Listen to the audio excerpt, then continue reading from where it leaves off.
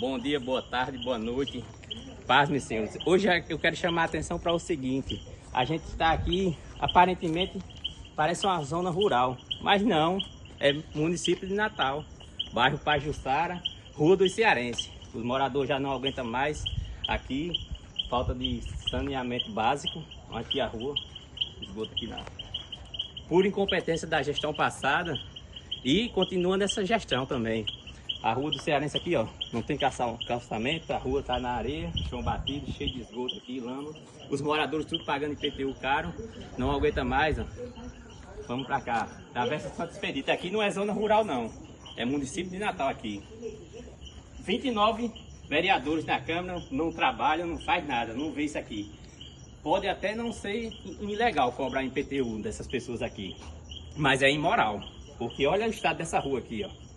Vamos pra cá. Travessa Santa Expedita. Aqui. Olha aqui. Aqui é a Rua do Cearense, aqui é a Travessa Santa Expedita.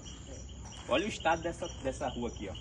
Os carros se acabam tudo. Os carros se acabando, os moradores aqui, ó, reclamam. A senhora paga IPTU aqui? Pago caro.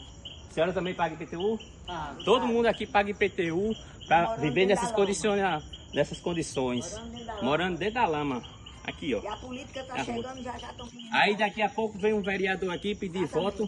Pode não ser ilegal, Passa vereador mas que é imoral, é imoral. Se eu fosse um vereador, eu não teria coragem de vir aqui pedir voto a essas pessoas, não.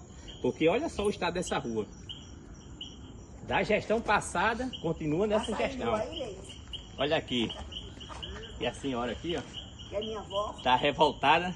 revoltada. Tá revoltada, porque ninguém aguenta mais viver aqui, ó, numa rua dessa.